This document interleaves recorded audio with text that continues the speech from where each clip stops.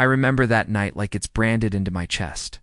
Rain hammered the windows, and the only light came from the cracked lamp in the corner of our flat. Amelia sat on the couch, arms crossed, eyes cold.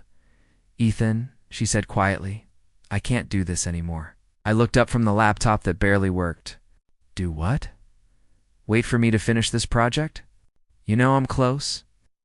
She shook her head. "That's what you said last month? And the one before that.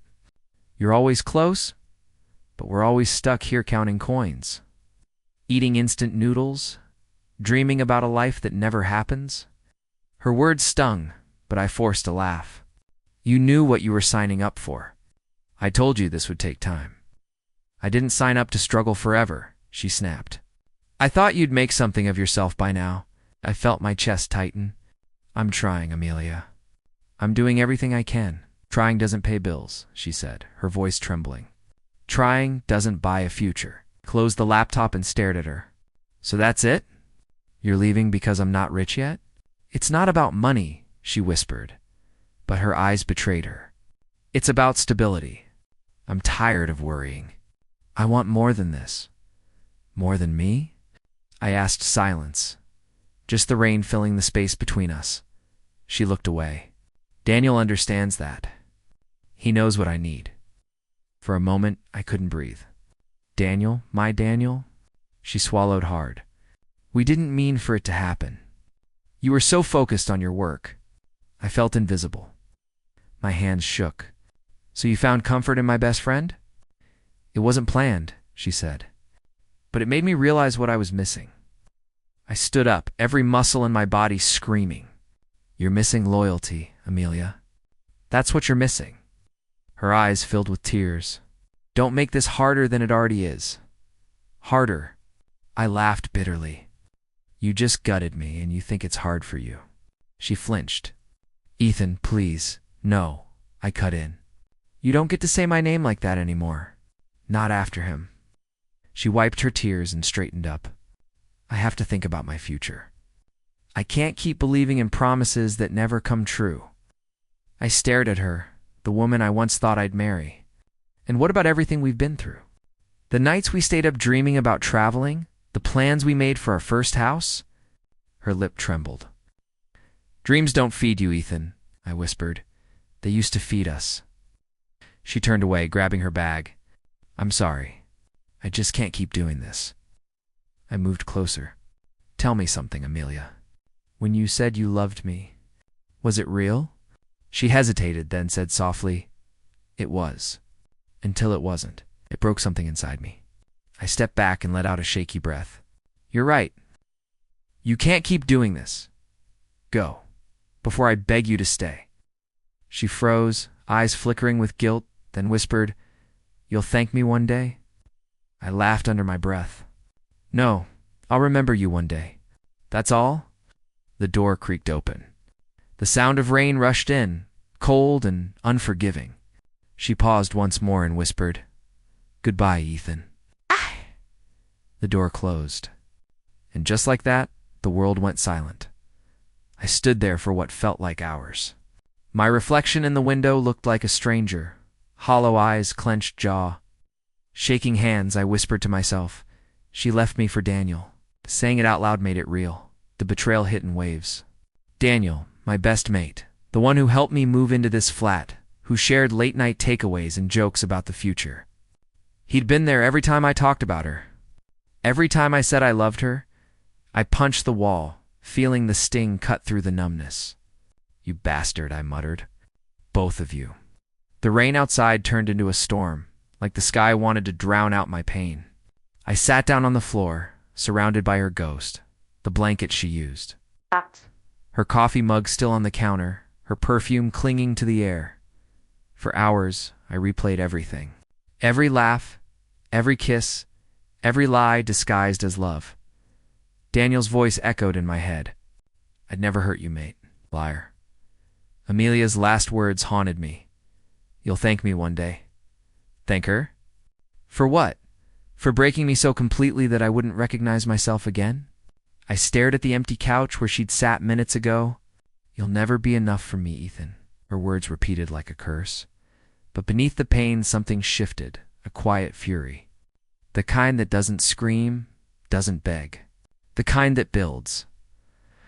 I wiped my face and looked at the laptop on the table. The screen still glowed with unfinished code, the project I'd been working on for months. She thought I'd never make it. They both did. I whispered, "Watch me." The words were quiet, but they felt like fire. I stayed up all night, not out of hope, but out of rage. Every click of the keyboard was a promise, one I made to myself. I wouldn't chase her. I wouldn't fight him. I'd fight my own weaknesses. When the sun finally rose, I looked around the room, messy, broken, but mine. For the first time in years, I didn't feel small. I felt awake. She left me when I was nothing. That was fine. Because one day when she came back, I'd make sure she saw what she threw away, and I'd never beg again. I stopped counting the days after she left. The clock didn't matter anymore. Neither did food, light, or the sound of my phone buzzing in the corner. I ignored everyone. I just wanted silence. One morning, Daniel texted, "You'll understand someday."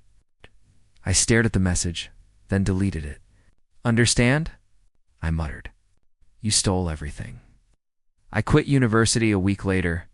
I told myself I was too tired, but the truth was, I couldn't walk through those halls knowing they had walked there two together. The room I rented turned into a cell. The walls felt closer each night. Her perfume still clung to the blanket. I hated that it comforted me. Olivia knocked on my door one evening. "Ethan, you're in there, right?" I groaned. "Go away, Liv. I brought food. I'm not hungry." "You said that yesterday," I sighed, dragging myself up. When I opened the door, she looked me over with that disappointed look only she could manage. "You look like hell," she said. "I feel worse." She walked in, placed the food on the table, and glanced around. "You live like this now." "It's temporary," I said. She raised an eyebrow. "Temporary? You've been sitting in the dark for 2 weeks. I'm fine." "No, you're not. You're falling apart." I dropped onto the couch, running my hands through my hair. "You wouldn't get it. Try me," she left. "Form. That's all there is to it." Olivia sat beside me, her tone softening. "You really loved her?" I laughed bitterly. "Yeah, stupidly. She didn't deserve that." "Apparently she did," I said. "Because she got what she wanted. Money and comfort." "Security," I muttered. "Something I couldn't give." Olivia crossed her arms. "You gave her love, Ethan. That used to mean something." "Not anymore," I said. "Love's useless when you can't afford the bills." She sighed. "You can't stay like this. You're letting them win." "I'm not competing," I said. "Yes, you are," she snapped. "Every time you sit here doing nothing, you're proving her right." Her words hit like a slap. "What do you want me to do? Live? Pretend I'm fine? Start over like none of it happened?" "I want you to try," she said. "You're too smart to rot in this room." I looked at her, tired. "And if I fail again, then fail better," she said quietly. For a moment, neither of us spoke. The silence between us wasn't empty. It was heavy, filled with memories of better days. She nudged the food toward me. "Eat something before you pass out." I took a bite, even though it tasted like cardboard. "You happy now?" "Not yet," she said with a small smile. "But it's a start." After a while, she leaned back. "There's someone I want you to meet." I frowned. "What? Another pep talker?" "Liam Brooks," she said. "He runs a small tech firm downtown. Smart guy. I told him about your programming work. You told him about me?" "Relax. I didn't tell him about the heartbreak or the tragic lighting in your flat. Just that you're talented and need a break." "I don't need charity," I said. "It's not charity," she said firmly. "It's a chance." I looked away. "I'm not ready," Olivia sighed. "You never will be. That's the point." Her words stuck in my chest long after she left. That night, I lay on the couch staring at the ceiling, replaying everything she said. Maybe she was right. Maybe I was letting them win. The next morning, I texted her, "When can I meet him?" She replied instantly, Today? Noon. Don't wear that hoodie again. I managed to smile for the first time in weeks. When I walked into Liam Brooks' office later that day, I expected another corporate robot. But he wasn't like that. He stood by the window, calm and composed, his gray hair slightly messy. "You must be Ethan," he said, shaking my hand. "Olivia talks about you a lot. Hopefully only good things," I said, trying to sound alive. He smiled. "She said you're brilliant but broken. I like fixing things." "That's direct. I don't waste time," he said. "Show me what you've built." I hesitated. "It's not finished." "Neither are you," he replied. "Doesn't mean it's not worth seeing." Something about his tone made me open my laptop. I showed him the half-finished app, messy code, inconsistent logic. But something I believed in once. He studied it for a while. "You've got potential," he said finally. "But potential means nothing without direction." I nodded slowly. "I know." He leaned back in his chair. "You're angry. That's good. Anger is energy. Use it." I frowned. "Use it how?" "Work," he said simply. "Turn pain into productivity. It's the only thing that'll save you." For the first time, someone didn't pity me. He didn't sugarcoat my mess. He saw through it. "I don't want to waste your time," I said. He smiled faintly. "Then don't. Start Monday." I stared at him, stunned. "You're hiring me?" "I'm giving you a chance," he said. "Don't make me regret it." Olivia appeared at the door, grinning. "Told you he'd like you." I turned to her, still dazed. "You planned this, didn't you?" She shrugged. "Someone had to drag you out of the shadows." I looked back at Liam, still processing it all. "Why me?" "Because," he said, "the ones who've lost everything usually fight the hardest." That night, as I walked home under the city lights, I felt something stir inside me. Not joy, not hope, but maybe the first flicker of both. Olivia called while I crossed the bridge. "See, told you there's more out there than your dark little cave." I smiled faintly. "Yeah, maybe there is. Just don't screw it up," she teased. "I'll try not to," I said. As I hung up, I looked down at the river, the reflection shimmering like old wounds. Maybe this was the start of something new. Maybe pain could be rebuilt one step, one line of code, one choice at a time. And for the first time since Amelia left, I wanted tomorrow to come. When I started working for Liam, I didn't know what I was walking into. His office wasn't fancy, just a few desks, humming computers, and people who looked like they hadn't slept in days. Liam clapped me on the shoulder. "Welcome to Brooks Tech. We build things that matter. You ready to work?" I nodded. "I've got nothing else left to lose." "Good," he said. "People with nothing to lose make the best workers." He introduced me around, names flying past me, but one stuck, Grace. She smiled when our eyes met. "You're the new guy everyone's talking about?"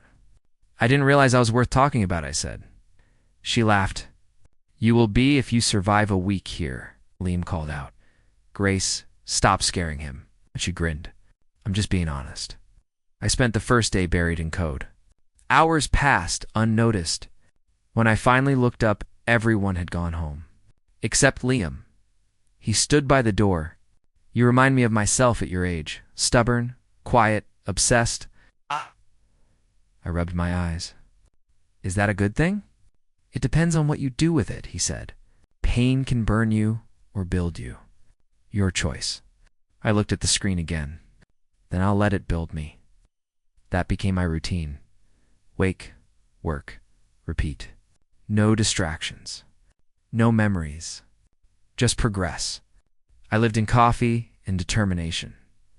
One night, Grace dropped a file on my desk. "You've been here 3 weeks? Haven't seen you talk to anyone but Liam." "Talking slows me down," I said. She leaned against the desk. "So does exhaustion. You've got that haunted look. Maybe I'm just focused." She smirked. "Focused looks different. Yours looks like you're running from something." I paused. "Maybe I am." She didn't push. "Just don't burn out. Liam likes fire, but he hates ashes." Her words stuck with me. Liam pushed me harder every week. More projects. Bigger clients. "You've got talent," he said during one late-night meeting. "But talent's nothing without grit." "I'm not afraid of hard work," I said. "I can see that," he replied. "But you're afraid of slowing down. What happens if you do?" "I remember," I said quietly. He nodded. "Then keep moving. Just make sure it's forward." By the third month, I was handling clients on my own. The first big pitch nearly killed me.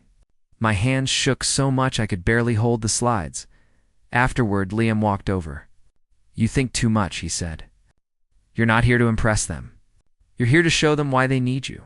"Shh, I'm not sure I can do that yet." "You already did," he said, handing me the signed contract. They loved it. For the first time in months, I smiled, a real one.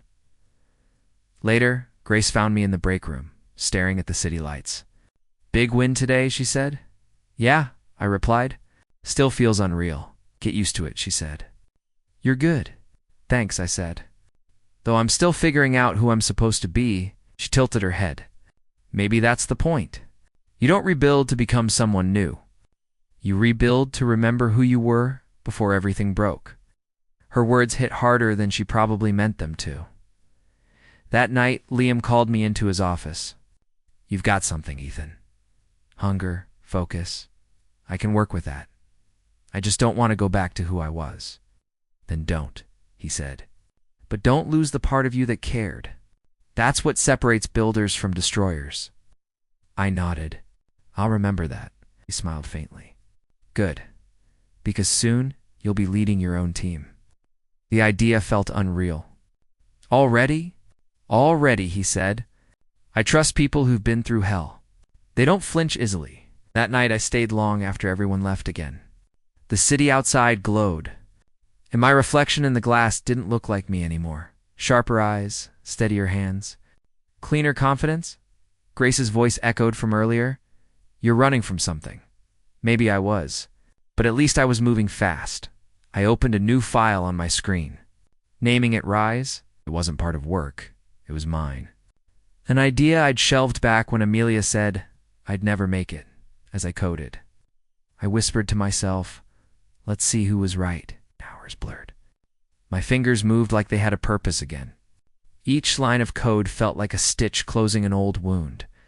When dawn light crept through the blinds, I leaned back and smiled faintly. Liam walked in early, surprised to see me still there. "You didn't go home?" "Didn't feel like it," I said. He looked at the screen. "You building something new?" "Yeah," I said. "Something that might change things." He nodded. "Good, keep that fire. Just don't forget why you started." "'Cause I was broken," I said. He shook his head. "No, because you wanted to prove you weren't." When he left, I stared at the screen again. He was right. I wasn't rebuilding for revenge anymore. I was rebuilding because I refused to stay destroyed. Grace's message pinged on my phone. "Coffee." "You earned it," I typed back. "Maybe later." "Still burning?" She sent a laughing emoji. I smiled to myself and went back to work, somewhere between failure and fury. I'd found something real momentum, and for the first time since Amelia walked out, I didn't feel small or forgotten. I felt unstoppable. Success didn't sound the way I thought it would. No applause, no fireworks, just the quiet hum of an office filled with people who said yes before I even finished speaking. Liam used to say, "When the noise fades, that's when you learn who you are." I didn't understand it until now. "Walker Enterprises is dominating again, Maya," my assistant said as she walked in with the latest reports. 3 new contracts this quarter. "Good," I said, glancing over the numbers. "Send Harrison the projections before tomorrow's meeting." She hesitated. "You should smile more when you win, you know?" Nice. I looked up. Winning stopped feeling like winning a long time ago. Before she could reply, my phone buzzed. "Mr. Harrison Charity, gala tonight. Do I have to go?" I asked. "Yes," she said firmly. "Your presence matters. Besides, it's for the children's hospital." I sighed. "Fine. Prepare the car." The gala was held at the Royal Crescent marble floors, chandeliers, and people pretending to care about things they'd never seen. I'd been to dozens of these, But this one felt different the second I walked in. Ethan Walker. A voice boomed. Mr. Harrison, my longtime investor, approached with his usual grin. You've become the talk of every boardroom. I'd settle for a quiet corner and a glass of something strong, I said. He laughed. Still modest. That's why I like you. As he drifted away, I caught sight of her. Amelia. My breath hitched before I could stop it. She looked exactly as I remembered, graceful, flawless. But there was something hollow in her smile. Beside her stood Daniel. His suit was sharp, but his eyes were tired, sunken, desperate. I felt my pulse steady, not race. That surprised me. Maya leaned closer. You know them? Used to, I said. A lifetime ago? She studied my face. Do you want to leave? No, I said. Let's stay. Amelia noticed me before I could look away. Her lips parted, shock flickering across her face. Daniel followed her gaze, and his expression soured.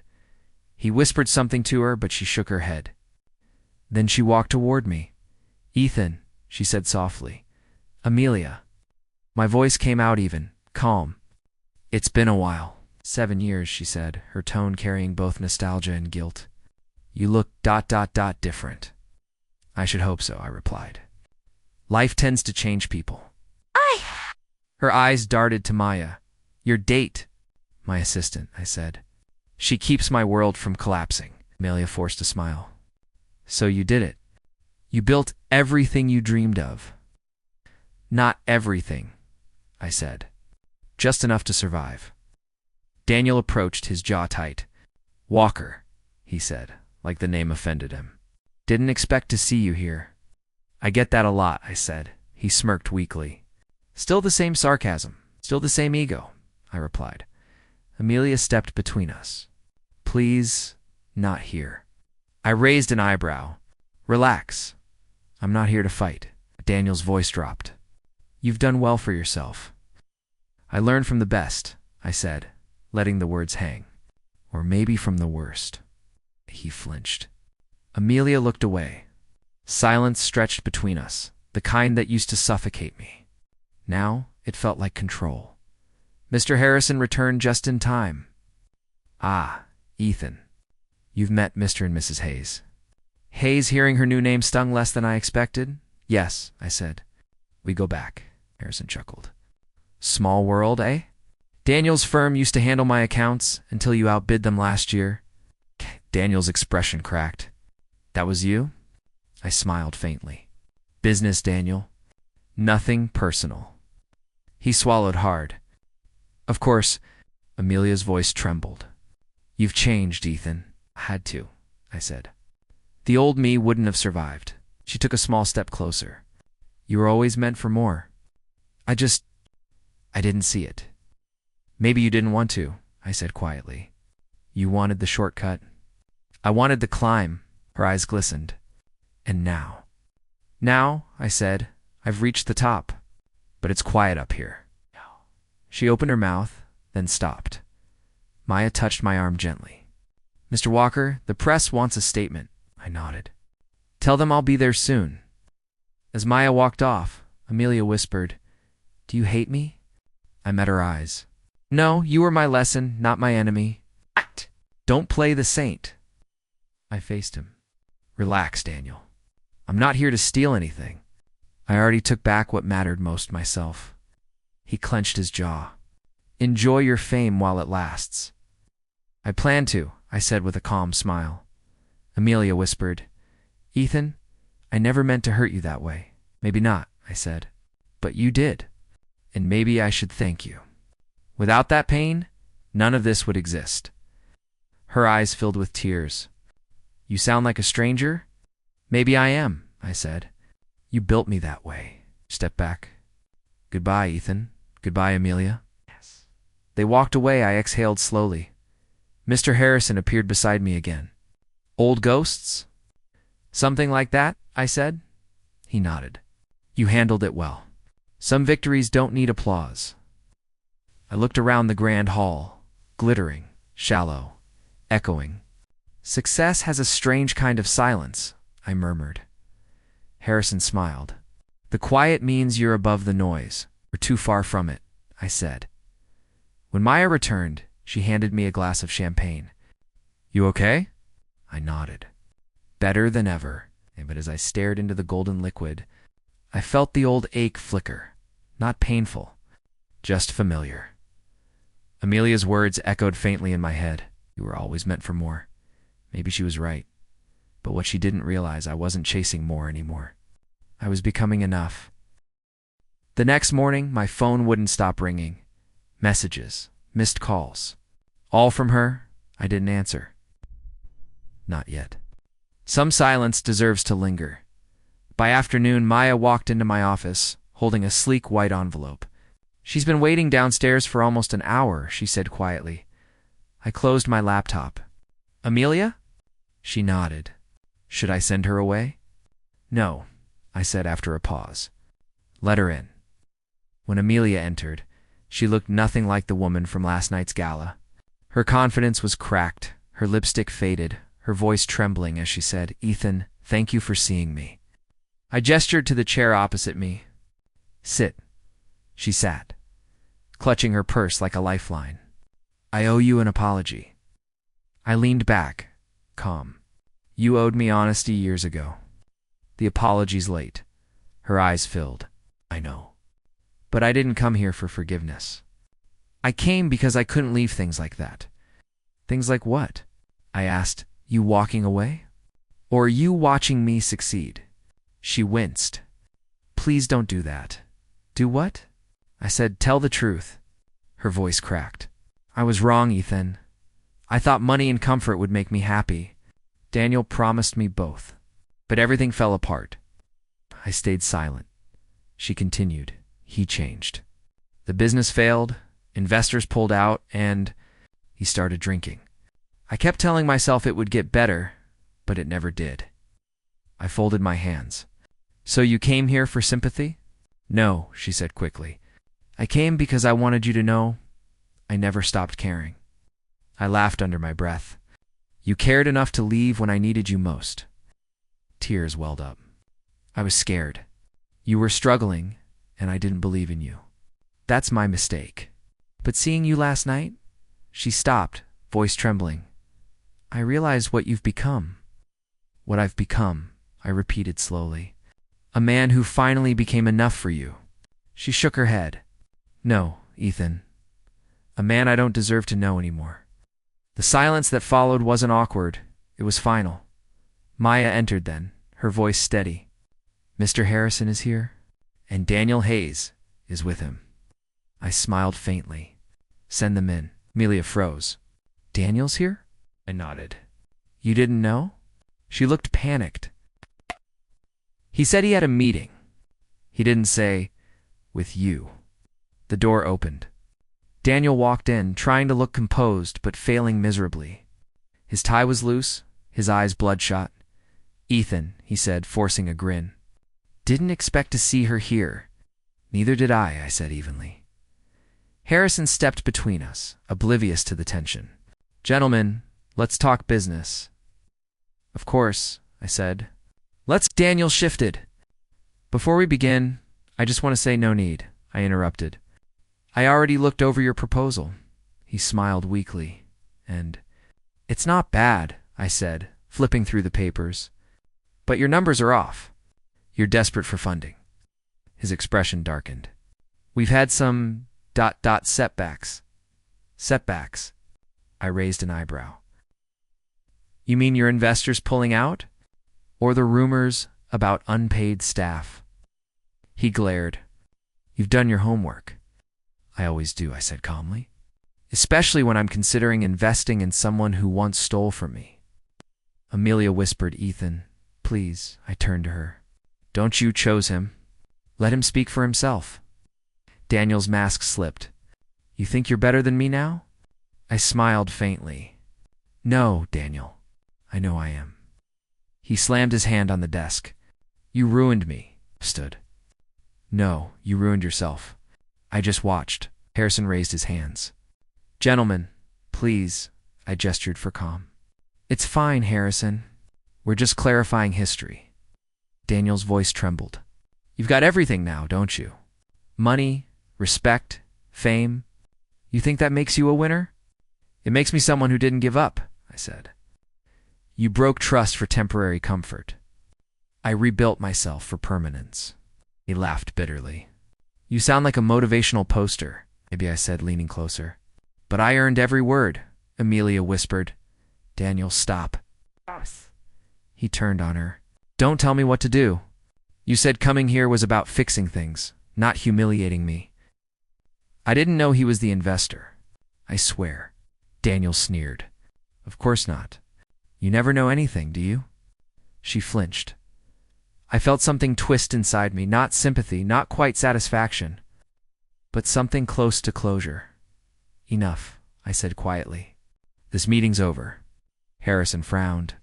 Ethan, I've made my decision, I said. I won't invest in Hayes Consulting. My company doesn't deal with instability. Daniel's face drained of color. You'll regret this. No, I said. I already lived through my regrets. He took Amelia's wrist roughly. Let's go. Let her go, I said sharply. He glared at me, then released her. You always had a savior complex, didn't you? Maybe, I said. But I save people who want to be saved. He stormed out, slamming the door. Amelia stood there, trembling. I'm sorry you had to see that. I nodded. So am I. She took a shaky breath. You really won't help him? No, I said. Because helping him means holding you both up again. And I'm done being the foundation for other people's mistakes. Her voice softened. You've changed. I had to, I said. The man you left behind couldn't have survived this long. She looked down. He loved me. He did, I admitted. But he died the night you walked away. Tears rolled down her cheeks. Do you still hate me? I don't hate you, I said quietly. I just stopped needing you. She nodded slowly. Then this is goodbye. Bye, Amelia, I said.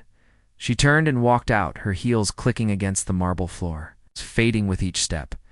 For a long moment I stood there, staring at the door. Then Maya walked in. That was intense, she said carefully. Yeah, I murmured. Closure usually is. She tilted her head. You okay? I smiled faintly. For the first time in years? Yeah. Maya placed a folder on my desk. New proposals. Fresh starts. I nodded. Good. That's all I want now. Forward. She smiled. You handled that better than most would have. I didn't handle it, I said. I outgrew it. And for the first time, I realized the truth. Revenge wasn't winning.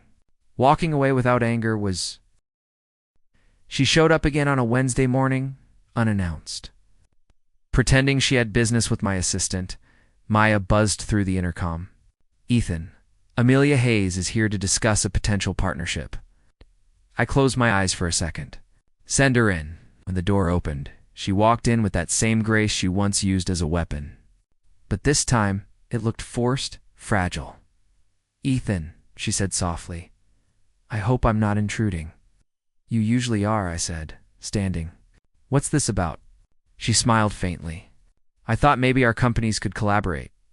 I'm consulting for a new startup. I leaned against my desk. You consulting? Her cheeks flushed. Yes, I'm trying to start over. Good, I said evenly.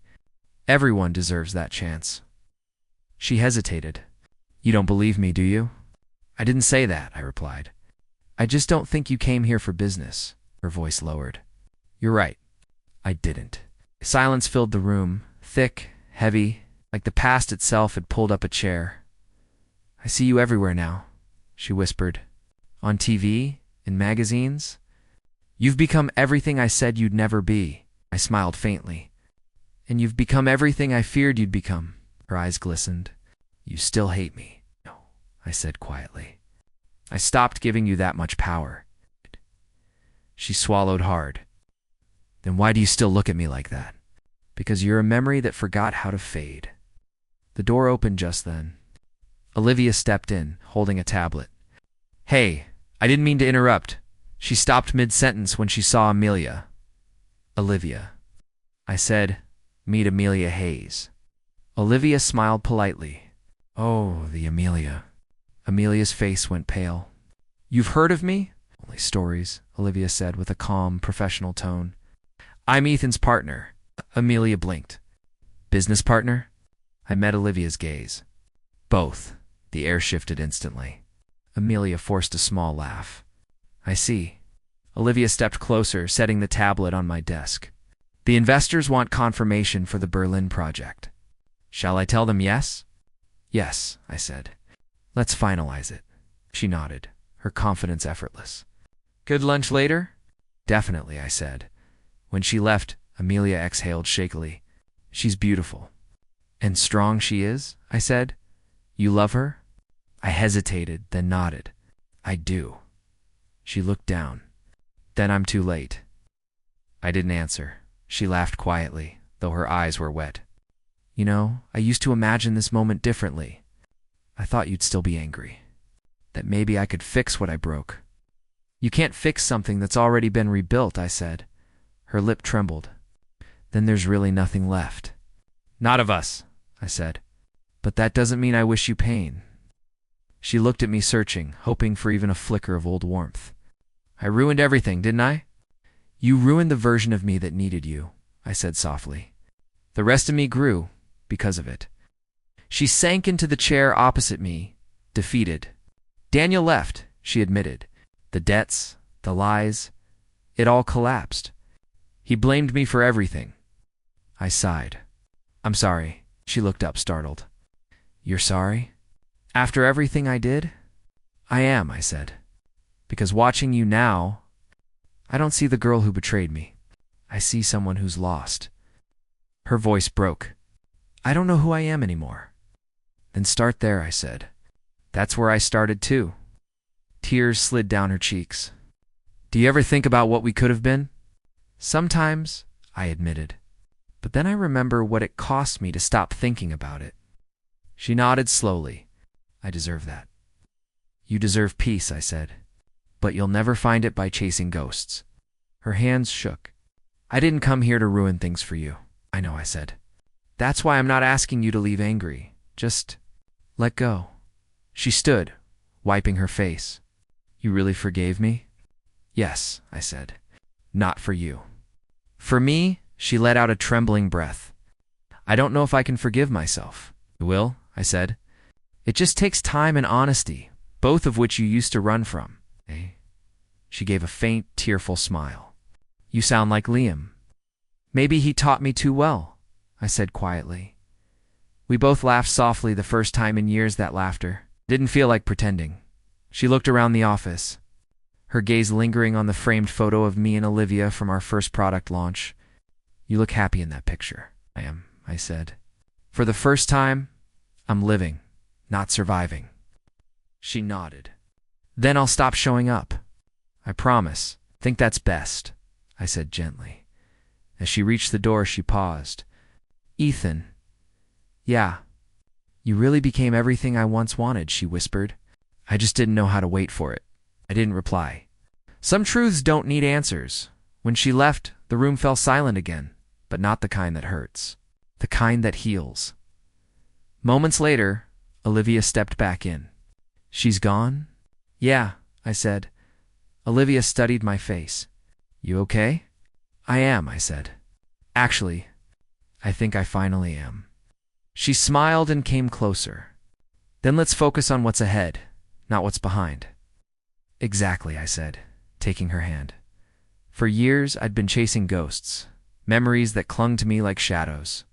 But standing there with Olivia beside me and sunlight cutting through the glass walls, I finally understood.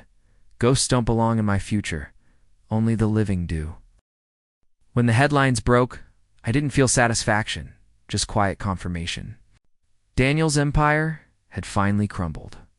Fraud, breach of contract, unpaid loans, Jake. The same man he'd trusted to help him rise had stripped everything away. My phone buzzed nonstop that week. Reporters, investors, whispers of poetic justice. I ignored them all until one call stopped me cold. Mr. Ethan Cole. The voice said nervously. Yes, I replied. This is Richard Harrison. Pause. Amelia's father. For a second, I said nothing. The irony was heavy. Mr. Harrison, I said evenly. What can I do for you? I was wondering if we could meet, he said quietly. It's important, of course, I said. My office. Tomorrow at 10. When he arrived, he looked smaller than I remembered, shoulders slumped, confidence gone. He extended his hand.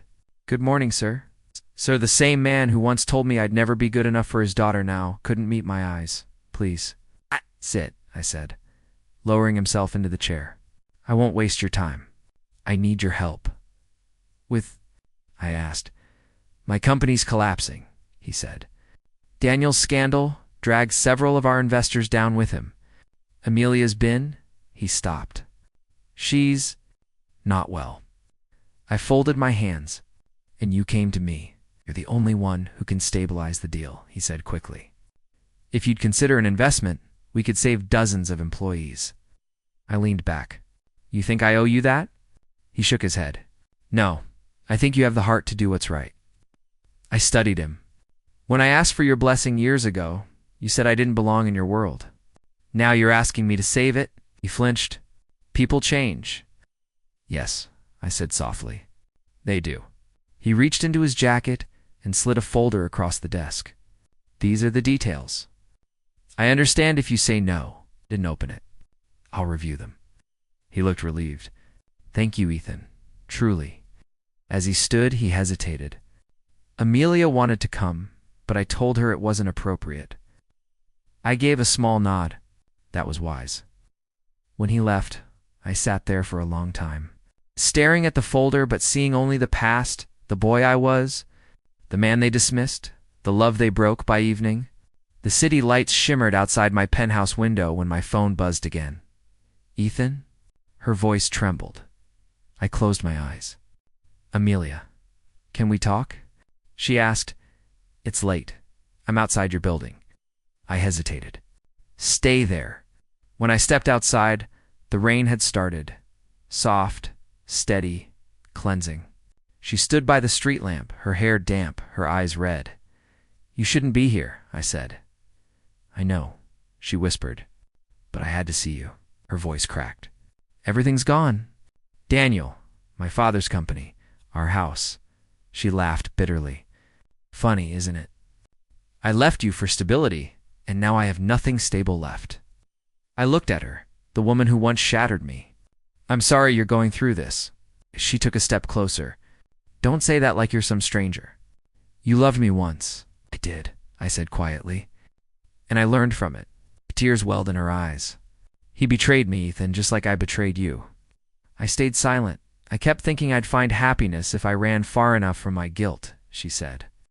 But everywhere I went, it followed. That's how regret works, I murmured. She wiped her face. Your company, your success, it's everywhere now. Everyone talks about you like you're unstoppable. And I keep wondering what would have happened if I had waited. If I'd believed in you. I exhaled slowly. If you had waited, maybe we'd still have destroyed each other. Or maybe we'd have built something real. But that's not our story anymore. She smiled weakly. I didn't come to beg for another chance. I know, I said. I came to say I'm proud of you, she whispered. You became everything I was too afraid to believe you could be. The rain fell harder. I could see the streetlights reflecting in her tears. I thought success would make me feel vindicated, I said. It didn't. It just made the silence louder. She looked up. Then why do you still sound so sad? Because I once loved someone who didn't know how to love herself, I said. And now she finally does, but it's too late.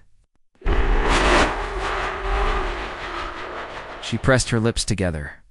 I don't deserve forgiveness. You already have it, I said softly. You just don't know how to accept it, she nodded, tears falling freely now. Do you ever think about us? Sometimes, I said.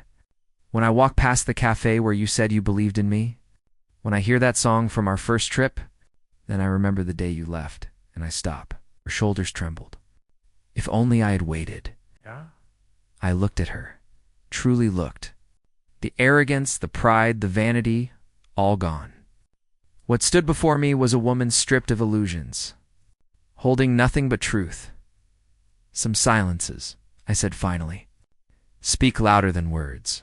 She took a deep breath. nodded once, and turned away as she walked into the rain. Her silhouette blurred, dissolving into the city that once defined us. I didn't stop her. I couldn't. There was nothing left to save, only lessons left to carry. I stood there until the street emptied, the sound of rain blending with the hum of traffic. Somewhere behind me, my phone buzzed again, Olivia's name lighting up the screen. I answered. "Hey, you're still at the office?" She asked. "Yeah," I said quietly. "Just finished something important? Everything okay?" "Better than okay," I said. "Just closing an old chapter." She smiled through the line. "Then come home. I'm on my way." As I slipped the phone into my pocket and walked back inside, the city lights shimmered like 1,000 quiet witnesses. I realized justice doesn't always come with fury. Sometimes it comes as peace, slow, heavy, final. The boy they once dismissed was gone. The man who replaced him didn't need revenge anymore.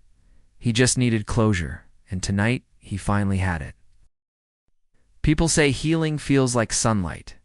For me, it started as silence, the kind that doesn't hurt anymore. Months passed since that night in the rain. The headlines moved on from Daniel's downfall. Amelia disappeared from society pages, and my company thrived beyond anything I'd imagined. But what mattered most wasn't the money or the awards. It was peace. Real, quiet peace. One morning, as I walked into the office, Olivia looked up from her desk with that calm smile that always centered me.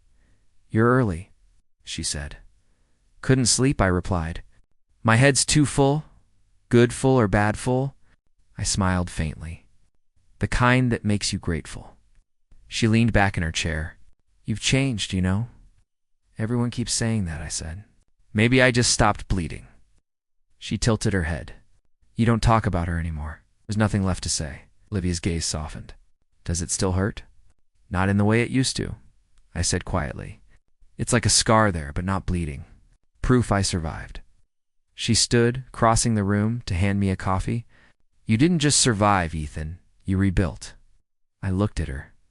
The woman who'd found me in pieces and never asked me to pretend I wasn't broken. "You helped me rebuild." She smiled. "You did the work. I just handed you the hammer." I laughed softly. "Then I owe you a mansion." "I'll settle for breakfast," she teased. We left the office together, the city buzzing with life around us. The old me would have rushed through the noise, chasing validation. Now, I just walked grounded, calm, whole. As we sat at the cafe across from the park, Olivia stirred her tea. "Do you ever wonder where she is now?" "Sometimes," I admitted, "but wondering doesn't change anything." She made her choices. I made mine. Olivia nodded slowly. "You don't hate her anymore, do you?" I met her eyes. "No, hate kept me warm when I was cold. But once I lit my own fire, I didn't need it anymore." She smiled. "That's the most poetic thing you've said all week." I grinned. "Give me time. I might top it." We laughed.